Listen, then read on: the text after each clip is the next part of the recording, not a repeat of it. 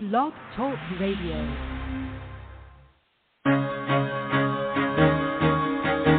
Carol the Coach.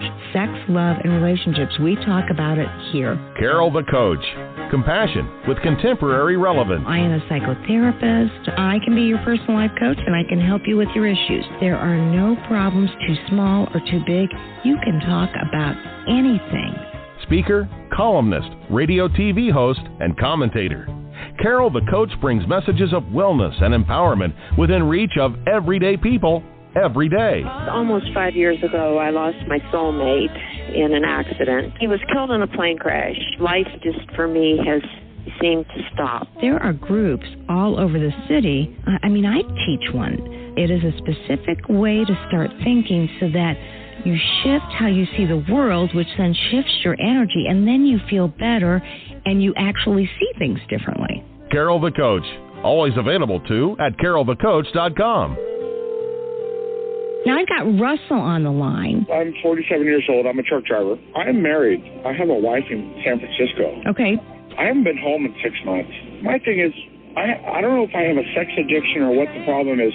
Why do I want what I can't have? And as soon as I can have it, I don't want it anymore. You're right on target when you say, I don't know if I have a sexual addiction. Well, guess what? Yes, you do. And you know what? That's my specialty, Russell, so you're at the right place. Continue. I meet women online, and I'm in a different part of the country. I travel all 48 states, so I love sex. I hear self-esteem issues. You never felt good enough, and you didn't feel like you were getting what you should have then, and you're reenacting that now. Do you want to change that about yourself? You get what you need. I got an interesting email this week. He says, thank you for taking my email in question. My girlfriend and I listen to you on the radio, and she respects your opinion as I do. So here's the question. I've been separated for 9 months. I'm working on a divorce. Is it okay to date? I believe it is. But she's not comfortable with being around people who know my divorce is not final. Can you help? He kind of answered it when he said if she's not comfortable, it's not a good gig. And Pat, you have some questions about dating? I am. There was a caller that just got chopped off. Hey, I'm Carol Jurgensen-Sheets, a.k.a. Carol the Coach, and it is a wonderful experience to be your host. The oldest podcast about sex addiction and partner betrayal on the internet. And, it's amazing. Amazing that we've come so far in such a long amount of time. I was looking, and we've got close to 1 million listens.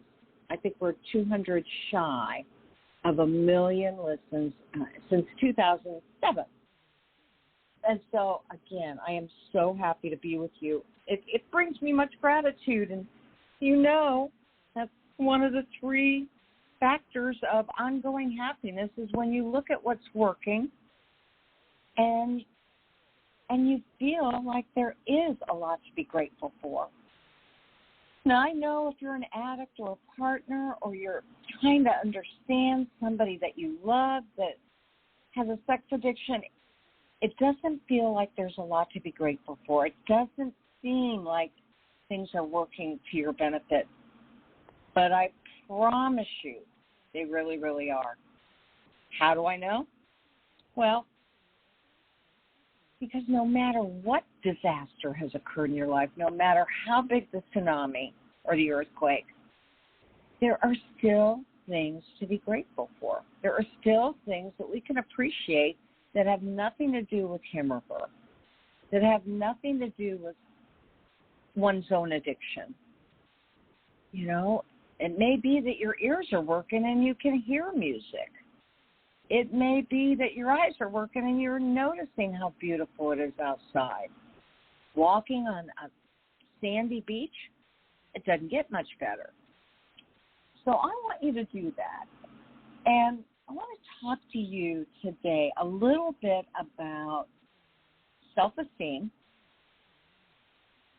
sensuality, and how to focus on what is going on for your body as opposed to being triggered, if you will, by lack of confidence and, the comparison theory. Oh, my gosh, comparisons will kill you. I promise you it will kill you. Because if you start comparing yourself to other people, other things, other jobs, it just doesn't work. So the most important thing to do is to really stay in the moment and be grateful for what's going on in your life. And if you're not exactly perfect, you know what? It doesn't matter.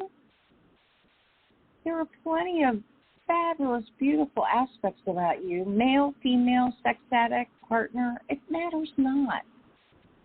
Well, the truth is that, I've got an expert coming on today, and she is really helping partners with their own sense of sexual and sensual self.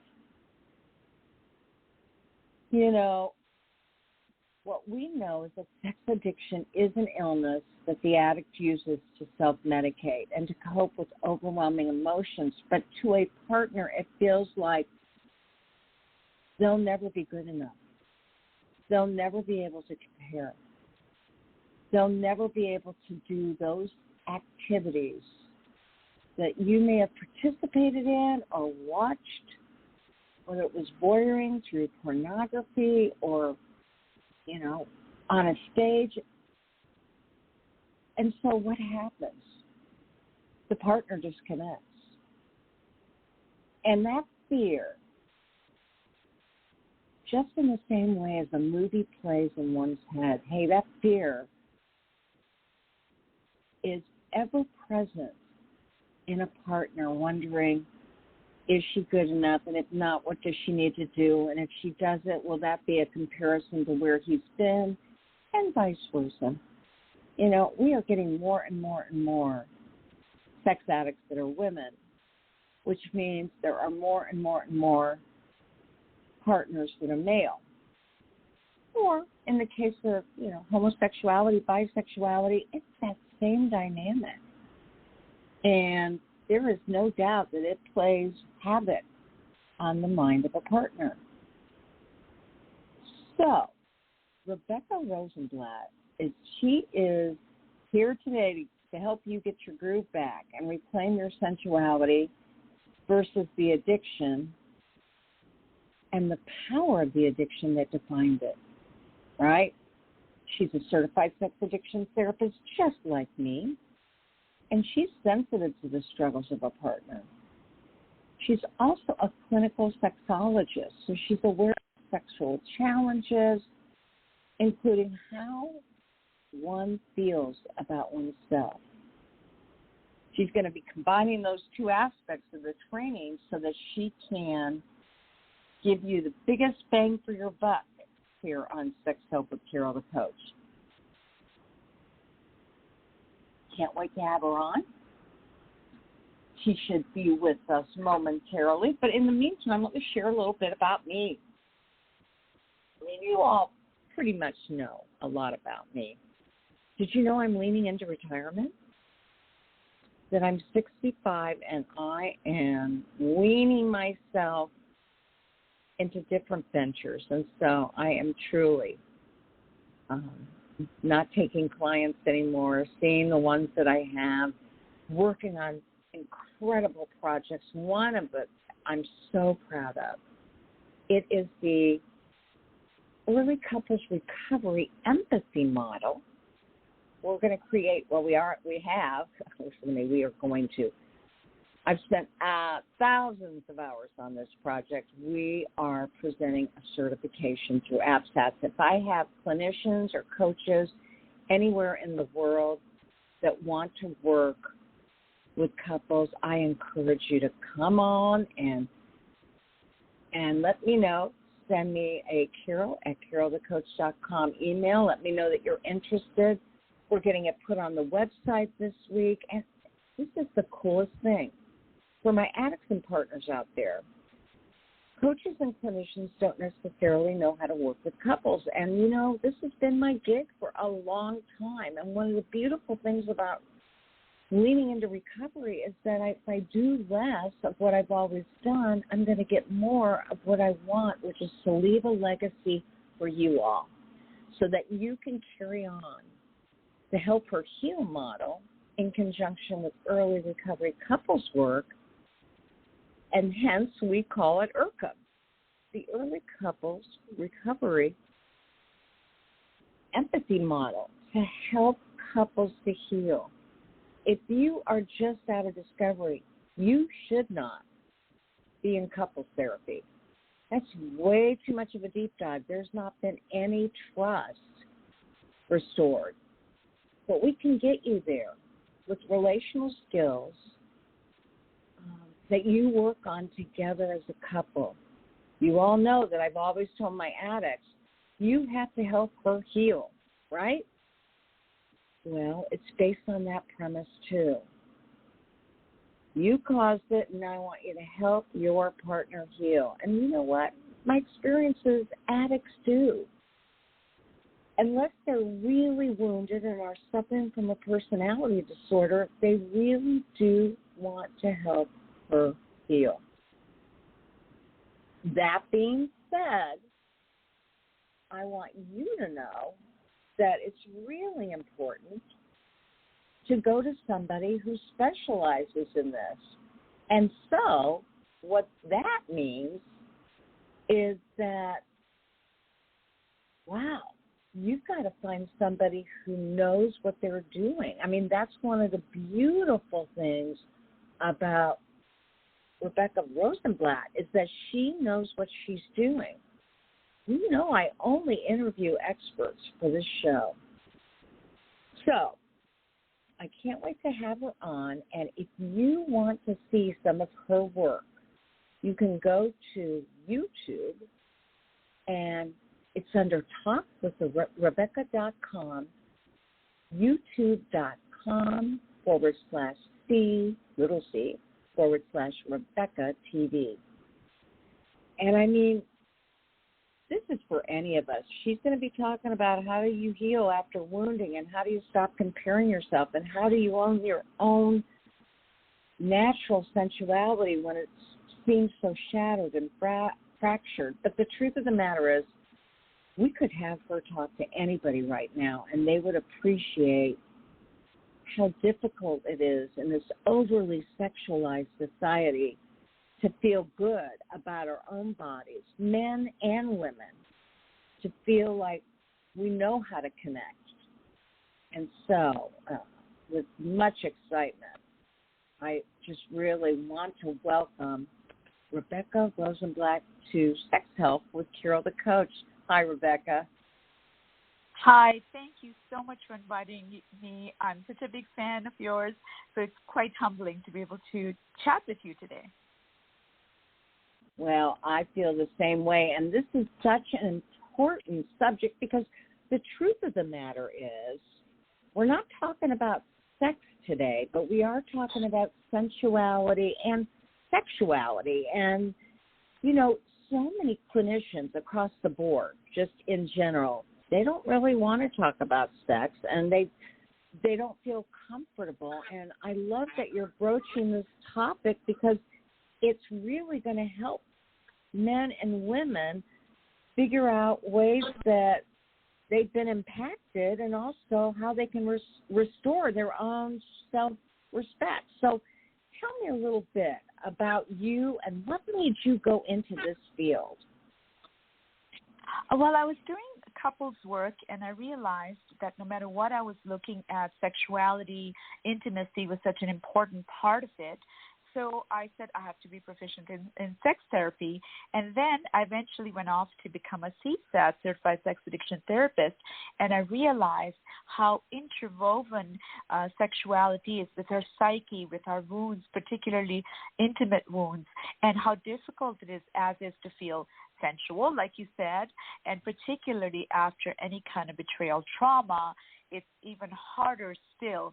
So I thought it was very, very important to be able to focus on that because, like you said, not too many people talk about it.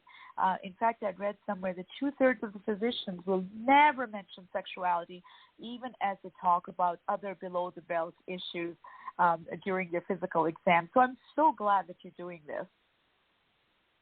Well, you know, I have worked with wounding for so long, and the truth of the matter is that women immediately feel rejected when partner betrayal occurs, and in that rejection, they begin to doubt every part of themselves, including their own sense of sexuality and sensuality. So I'm going to ask you, what are some ways that a sex addict's partner is impacted with respect to what I just referenced, their own sense of self and their own sense of sensuality? You are so right. The sense of self, their place in their spouse or partner's world, it's just devastating. But when it comes to sex addiction, there's that whole layer of not feeling attractive. They think that if only I looked a certain way, my partner might not cheat on me. And sometimes partners will, in fact, say, you know, you let yourself go, even though that has nothing to do with it. But partner doesn't have to say anything at all. The cheated upon party almost always feels that if I was only attractive enough. And I remind them, I say, look at all the so-called gorgeous women in Hollywood. They've been cheated upon, so it has nothing to do with looks. The other thing I noticed is that this whole piece about comparing the self to others, in general, comparing the self to others, but particularly the parties that the addict has cheated with. And the sad thing is that even when the partner doesn't know who they cheated with, they just assume that the other party is more attractive, when in fact that's rarely the case. And even when it is, the betrayal isn't about that. So I always tell people, let no one tell you that. And then, you know, there's the whole thing about defining the self through the addict's eyes. Sometimes an addict can actually give a partner insecurities. And in that case, I point out that, you know, you're not believing anything else that the person who cheated on you said. So why are you believing them when they're saying things that put you down in your sensuality, your attractiveness, your sexuality? The other thing that's critical is many times the partners just kind of lose themselves in trying to and winning them back. And they'll go to extremes to win their partner back. They'll change their look. They might agree to certain sexual acts that are not part of their sexual repertoire or don't even make them feel sensual, may make them feel uncomfortable, but they'll force themselves into having sex anyways because they worry the addict will go elsewhere or the cheating partner will go looking for it elsewhere. And then there's, Carol, the piece about feeling hypo or hypersexual. Some people, the sexuality goes up. For some, they don't even feel like it, but it's difficult for them to understand, although both are perfectly normal. And finally, I want to mention that a lot of times the cheated upon party starts to feel really ashamed of their own sensuality because there's this negative connotation. And they feel ashamed when they're feeling sensual or sexual, particularly if their arousal has gone up. So I make sure that I remind them that their sensuality is their very own, not to give the power away. So those are some of the things that I see, and I'm sure you see yourself, Carol, where the parties are impacted in so many ways, particularly at the heart of their sensuality and sexuality. Well, that makes a lot of sense. And so when you're sitting with a partner, what's the first thing you do? What's the first step towards reclaiming one's sexuality? What do you tell her? First and foremost, I say you have to give yourself the time to heal, particularly the parts that have become disconnected from your sexuality. And often they do become disconnected from their sexuality. So first and foremost, you have to heal yourself and the parts that are disconnected as opposed to focusing on what's going on with the addict. I mean, it does make us feel safer if we know, is the addict doing their work, etc. but it doesn't heal our pain. So first and foremost, we have to heal our pain and reclaim all parts of ourselves, including sexuality. But, that, of course, requires specific work. And then also say, put the self back in the driver's seat versus looking to others to define you, how sensual you are, how sexual you are. Don't let others tell you what to do or how to feel about yourself. And again, if you're working with someone who can help you with that, it makes it a little bit easier. But I know many women, they make it their, those projects that I am going to get my sexuality back. I feel terrible about everything that's happened, but the thing that bugs me the most is that I just stopped feeling sexual altogether. Even outside of the relationship, the sensuality that we carry, not necessarily sexuality, I'm just not feeling it. So it's important to reclaim those parts first and foremost. Well, yeah, and so you're saying, when somebody has been through discovery and when their brain begins to go back online, they need to give themselves plenty of time to heal, especially those automatically or naturally disconnected because of rejection and because of comparison and because she or he didn't feel like they were good enough for the addict. And then you want partners to put themselves back in the driver's seat, right? You want them to create their own sense of what they appreciate about their own body, their own sensuality, their own kindness and compassion, and all the things that they hopefully felt somewhat confident about before discovery. Exactly.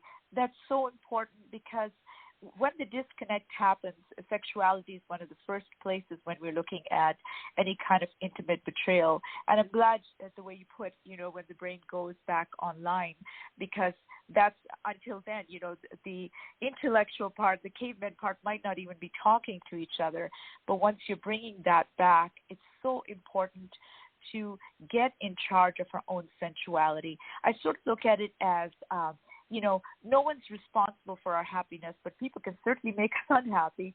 So don't make anyone else responsible for your sensuality, particularly if they've made you doubt your sensuality and feel bad about yourself. And a lot of times it opens up old trauma, maybe as kids where someone was made fun of or emotionally neglected. That if we start to neglect ourselves, all that reopens up too. So we have to first start having that self-compassion, connecting with the self, the parts of the self that have become disconnected, and sensuality is right there at the heart of all of it, because that's where the subconscious of how we feel about ourselves often begins. Okay, so then that I always say to sex addicts, your biggest sex organ is your brain. And it's somewhat the same for partners. I say your biggest sex organ is what you think of yourself and how you feel about yourself. So how do we help partners kind of get rid of that mental static and those negative narratives that keep looping after discovery? So well put, because we do have that mental static, and a lot of it starts when we're kids, how we feel about ourselves, and that's what the negative narratives come from. So I have developed specifically an online course where I do a lot of exercises that people can do. So there's everything from, I have sometimes people write down all the negative statements that keep popping up in their heads.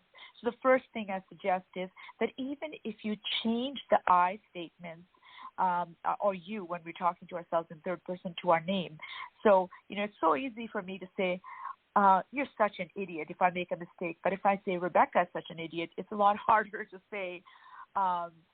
It's significantly harder. So there is data that says that when we're doing that negative talk, if we put a name instead of the pronoun, sometimes it's harder. And then I'll have them make a list of all the negative thoughts that come to their mind and try to identify, where did this get started? Was it something I heard at school from one of my parents? How did I start to feel this? And then go ahead and challenge it. Find something in your current reality that challenges that thought. Look at the positive in your life. Look at what you feel at your core, challenge it, and then have a new narrative in its place. So that's one of the exercises we do. And then there's other stuff where I have people set maybe on their smartphone an alarm to go off every time they think that they'll have a couple of minutes to themselves, where they think about the places where they're not kind to themselves, and they try to challenge that thought with something positive in the present that they can take pride in. And I have lots and lots of exercises that I have in this particular course. I developed it specifically. I used to do it in person, but it's harder to reach, especially with COVID. So a lot of exercises that we can do, but basically some of the ones that I love, and I also have a free thing, like you mentioned, on YouTube. It's about half hour, where some of those exercises are listed. So one is accepting all parts of yourself. So I have people draw an outline of their body, so body mapping, where, front and back, where they color the areas in red that they have negative self-dialogue about, or that have experienced trauma and shut down. Green for parts that they have a good relationship with, and amber for parts that they don't have. They don't know, it's neither good nor bad. And then what I say is go to the red parts and say, why do I have this negative relationship? And challenge that. Come up with ways of accepting those parts. And as you accept them, use gold or green glitter to cover up the red parts. And, you can give gratitude for your body. You can love and reclaim all the parts because they function okay. I have this horrendous scar from a major surgery that goes right across my belly. I used to hate my belly because of it. But you know what? If it wasn't for that, I wouldn't be alive today. I embraced my stretch marks because you know what? They helped me bring kids into this world. So going through all those parts, and some of them are harder, and you might need psychological trauma as opposed to something physical. And then I have people write a letter of apology to the parts they've been mean to, write thank you cards to the body parts for functioning the way they're supposed to be, treating the self the way we would like to be treated by others. So whether it means planning a date for ourselves, fresh flowers, soak in the bath, say good things to your body that you want to hear. Don't wait for someone else. And then I also have people do something where I call it cleaning out the closet. So we all have so much stuff in there that doesn't make us feel good. It's just sitting there. So I say, put everything on the bed. Try those things one item at a time, as if you're in a store. And if you feel really good about it, that you'd be willing to buy it, you hang it back in the closet. But if it's something you wouldn't be willing to buy and you don't feel good in, you need to pass that on to someone else who can enjoy that outfit. But just clean out what doesn't belong in your head, what doesn't belong in your closet. Do the changes you need to make, like if you feel better when you go for a walk, whatever you need to do. But ultimately, it's about connecting with your sensuality. Lots of times women, they'll do mindful dancing that's focused on that, or just take up a dance class, or, take a pole dancing for fitness type class. But if it's too triggering for a partner, then of course you don't want to do anything that's triggering, but something that allows you to connect with your body when you've become disconnected. So whether it's exercise or dance or something else, but the idea is to connect with the body, physically connect, emotionally connect. Well, that makes total sense. And yes, I'm sure for a lot of partners, pole dancing would be tough. And at the same time, that person may benefit from a modern dance class or a ballet class or a yoga class, something where they really get in touch with that body, mind, and begin to look at their body differently.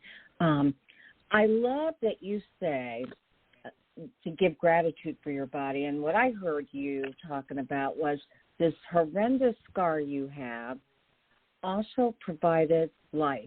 And so when you weigh how you feel about it with what it's done for you, I mean, you wouldn't be here talking to us today if you didn't have that scar. And that's just it, being able to give thanks. And you're right, those particular classes you mentioned, also mindfulness dancing for recovery. And it's true. the pole dancing may be very triggering. I took one when I was feeling very disconnected with my sensuality, but it was for fitness. And all the ladies around me, they were, different body types, different age groups. They came from different places of wounding in their sensuality.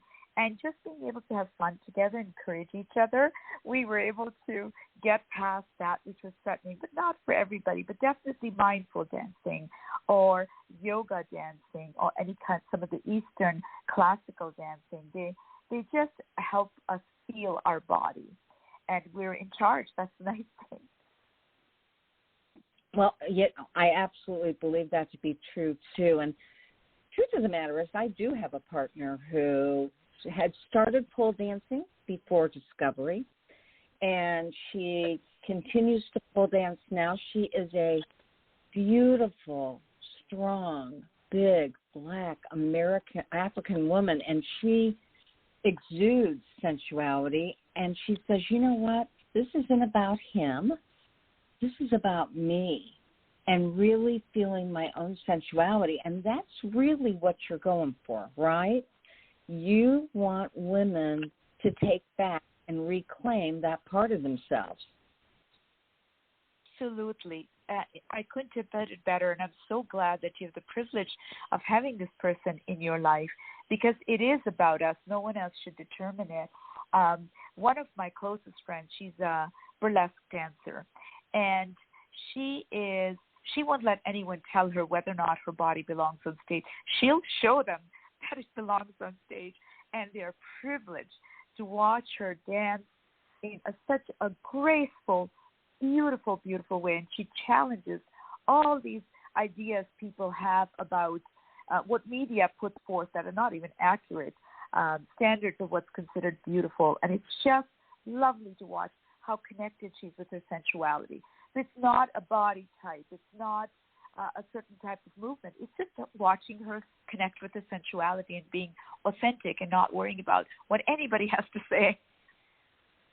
Well, absolutely. And so I have to say, she brings me in videos of her competitions and the fact that, and this woman is a doctor on top of it. And so she brings me in these videos and she says, I said she was big because she is. And she says, I'm telling you, big women sometimes tend to be stronger. And this has proven to me how strong I am. And, what we know is if you feel something emotionally or mentally, you'll project that. And that's what she does. She's an amazing woman.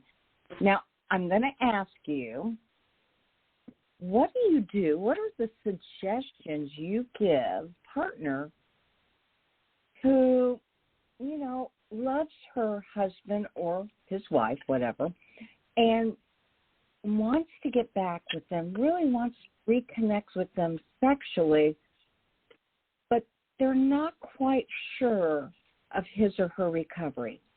What do you suggest? So I think that's, I'm glad you mentioned recovery, because that's a very critical point. You want to make sure that they are in recovery. Otherwise, they can draw you into their own addiction, and you might feel objectified and such. You want to know that they're in recovery so that if they say, I love your body, you're not feeling objectified. You are saying that they're truly enjoying it. Having said that, it's also very important to set some healthy boundaries, at least initially, so you feel safe enough to move at your own pace and you're not being pushed into anything. I always say focus on the self again versus the person in recovery, the addict in recovery. And this is when you can take that compliment versus feeling, afraid of it. I've had people where actually the addict in recovery is beautiful. She gets upset because she feels objectified.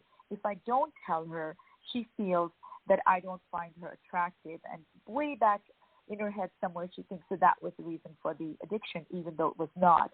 So have those conversations where you're able to, understand where's your partner coming from. And if something bothers you, you're able to say it, that, it's great that you find me beautiful, but I'm not quite ready for you to just talk about the specifics of my body, because it just takes me to a place where I'm feeling objectified. And then let them know as you are feeling better, and both of you going deeper into your individual and couple journey.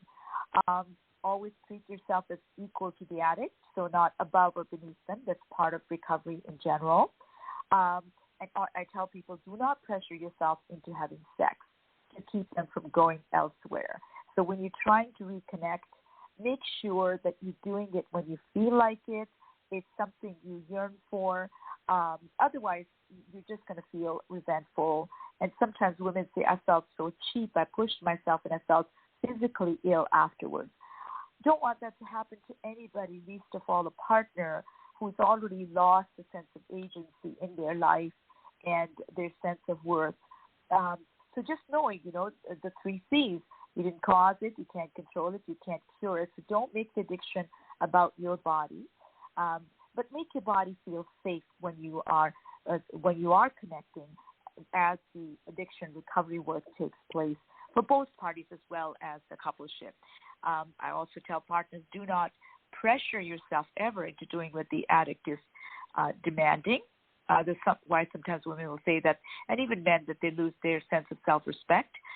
Don't ever try to replicate what the addict did with others. Sometimes early on, the addict may say, well, that person did such and such and you will not. Don't do that, because for most people, the movie is going to play in your head and you're wondering, am I as good as? Was the other party better than? Were they better at doing this? Did they look better? And it just takes you right out of your body at that point. And and if you verbalize it, it might take the person in recovery into euphoric recall. So don't let that movie play in your head. You don't have to replicate what they did. Have healthy boundaries to protect yourself, not to punish the addict. That should always be clear. And respect the addict's challenges. So there is sexual shame there. There is sexual anorexia in some cases. Lots of men in particular, they run into physical challenges like erectile issues. As soon as they worry, that performance anxiety, what is my partner thinking? I've caused them pain. Where are they at? Can I get it up? Can I maintain it? Am I able to experience a good intimate session with them? As soon as they think that, they are going to physiologically be very difficult for them to retain their erection. And the partner immediately says, oh my gosh, I'm not doing it for them. And that's where their mind goes. But to know that the addict in recovery will have their own challenges due to shame, possibility of sexual anorexia. Men will have the physiological challenges. So don't think it has anything to do with you. Start slow, begin afresh. This is where sensate focus comes in, which is, in a nutshell, it's 3 stages. First stage, each stage lasts a couple of weeks. Ideally, every night you set aside 20 minutes to half an hour, but every other night if you can't. First 2 weeks, you're just doing either non-sexual touching or touching each other over the clothes, fully clothed. You know how as teens when we're making out, fully clothed, and you just take time for that. Maybe you don't even have anything sexual, just non-sexual touching. The next 2 weeks, clothes come off, the genitals are off limits. So you just learn each other's bodies. You show each other what you like. And then the final 2 weeks, the third stage is now the genitals can be touched, but penetration is still off limits. So here you try to do for each other what you learned. Very critical in this stage to alternate days. You don't want to be, I did this for you, now you have to do this for me. So whatever you learned, you do that. And after this, whatever happens, penetration is back on the table, but it's not today, 6 weeks.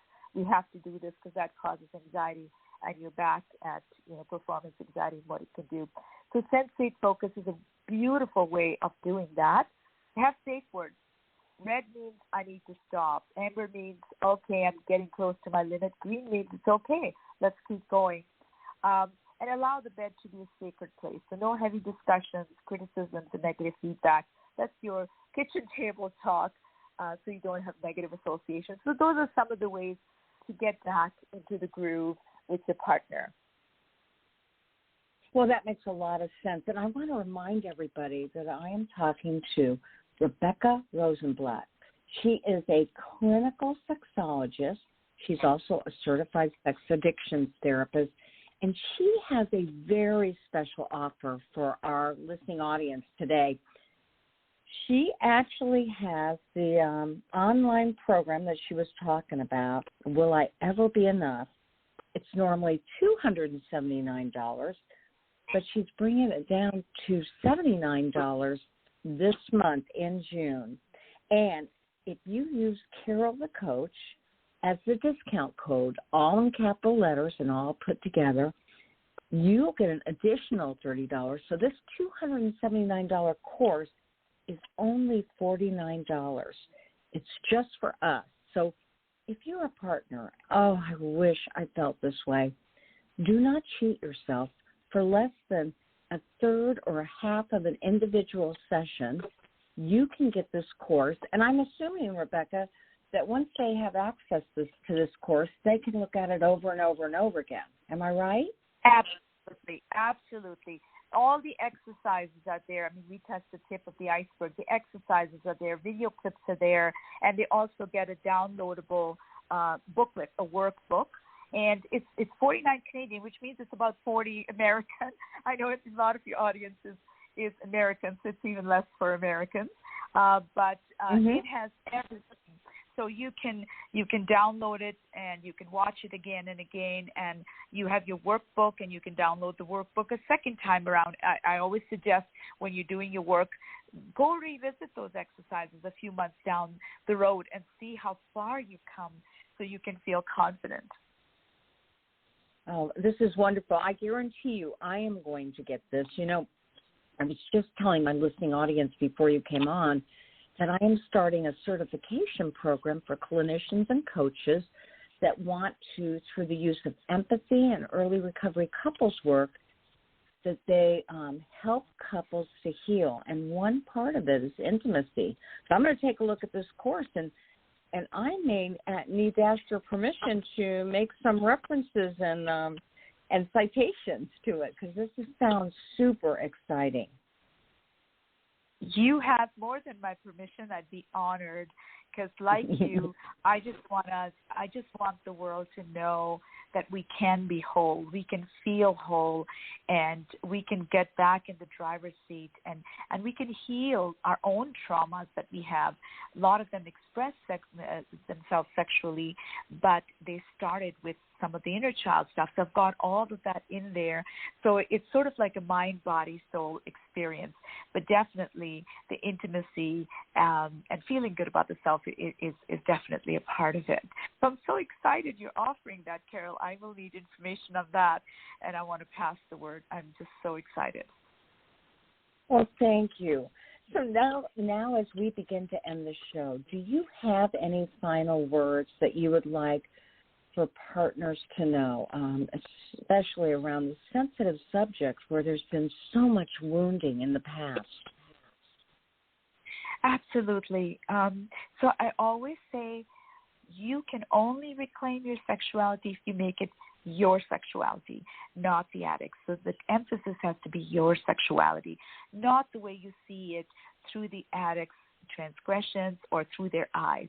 It's your sexuality. You need to pace yourself according to what feels right for you.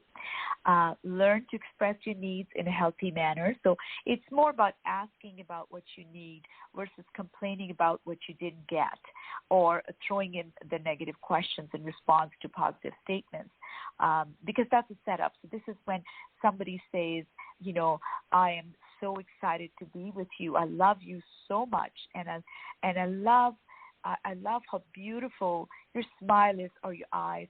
Often a wounded soul, trust me, I've been there. It's really tempting to say, well, then how could you go to someone else?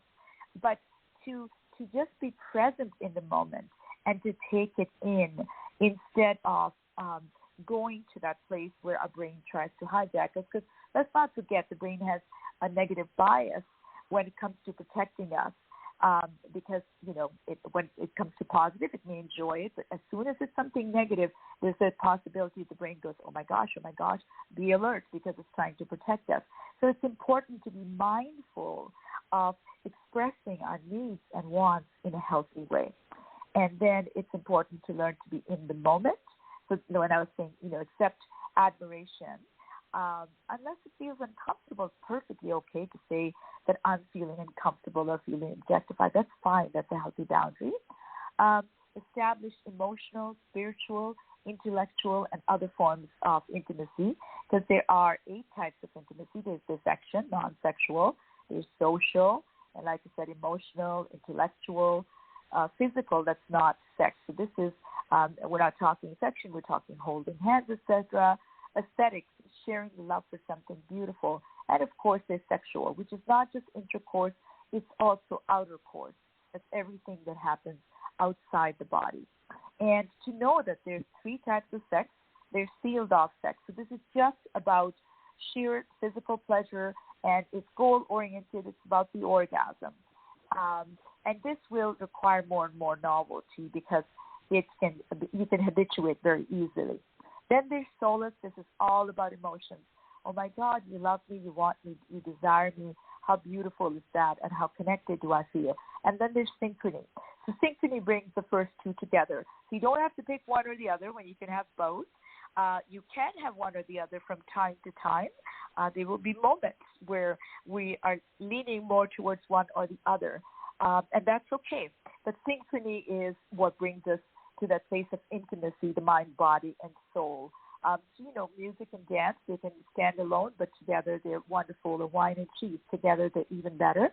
So try to aim for synchrony if you want that mind, body, and soul connection. And ultimately, always follow your heart with respect to what feels right for you. What felt good yesterday may not feel good today, but may start to feel good again tomorrow.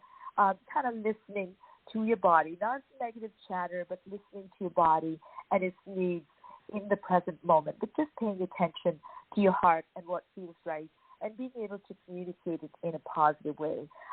Don't forget, just like when we're on a date, we're worried about how we're coming across. The other party's more worried about how they're coming across. So when we're with our partner, especially after such a major trauma and we're reconnecting, everybody's worried about how they are showing up more so than they're focusing on the other party. So we need to be kind of aware of that. That don't get distracted by what is my partner thinking. They're probably worried about how they're showing up, and they're trying to show up for you in a way where they can connect with you. Absolutely. So now look, the show is getting ready to end. If people want to get in touch with you, I know that you've got so many things going on, but what would be the easiest way for them to email you directly? So they can just go to talkwithrebecca.com or relationshipandsexuality.com. They lead you to the same place. And there's a link there, to connect with a therapist. And if they link it, then it'll just right away, a screen will pop up and they can just write down. And I will, whatever they need to write down in the body of the letter. And this, as far as I know, it was supposed to be set up, so there's no limits there. So they can definitely reach me that way. There's also a contact form that you just are contacting directly and you start the dialogue afterwards. So either way, they can reach me through the contact form or through the therapist form. They're both there. And there's also links to my social media where I'm always posting things. There's links to the course that I mentioned. There's lots of free videos. And if they're looking at the free video on reclaiming your sensuality and sexuality, if they join the mailing list, I'll give them the full transcript, because sometimes, you're listening and you want to take notes, but you'll get a full transcript sent to you if you join the mailing list. So there's lots of ways. Excellent.